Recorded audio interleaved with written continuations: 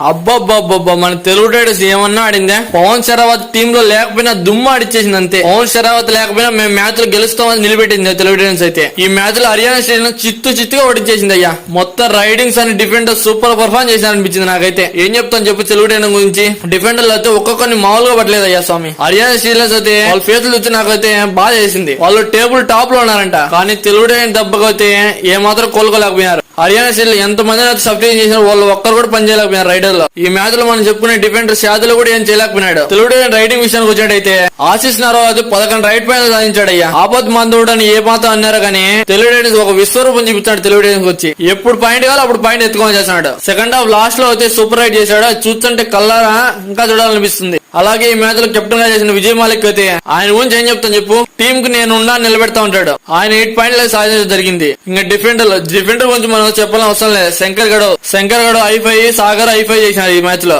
Ankit 3 tackle point చేయగా Ajit power 2 tackle point చేశాడు. ఏదైతే చెప్పినప్పటికీ తెలుగు టైటన్స్ మాత్రం భారీ విక్టరీ అయితే కొట్టేసింది. Telugu Titans 49, Haryana state 27. 49 ఆడ 27 ఆడ చూసుకోండి ఒకసారి. తెలుగు టైటన్స్ మామూలు ఆడలేదు స్వామి ఈ మ్యాచ్ లో. ఒకసారి చూడాలంటే మళ్ళీ హైలైట్ చూడండి ఒకసారి. హర్యానా స్టేట్ గురించి చెప్పాలంటే వాళ్ళ టీమ్ లో ఒకరు సరిగ్గా ఆడలేదు అనిపించింది నాకైతే. అందుకే వాళ్ళ గురించి ఏం చెప్పాలి ఈ వీడియోలో. త్వరలో పవన్ శరావత్ వచ్చి ఇంకా టీం ఇంకా బాగా ఆడుతుందని కోరుకుందాం. పవన్ శరావత్ వచ్చి ఏ విధంగా ఉంటుందో కింద కామెంట్ చేయండి. సో మన వీడియో నచ్చినట్లయితే please like and share, subscribe చేసుకోవచ్చు కదా. సో నేను ఇప్పుడు రివ్యూ స్టార్ట్ చేస్తున్నాను. ఏమైనా తప్పులు ఉంటే క్షమించండి. Thank you for watching and bye.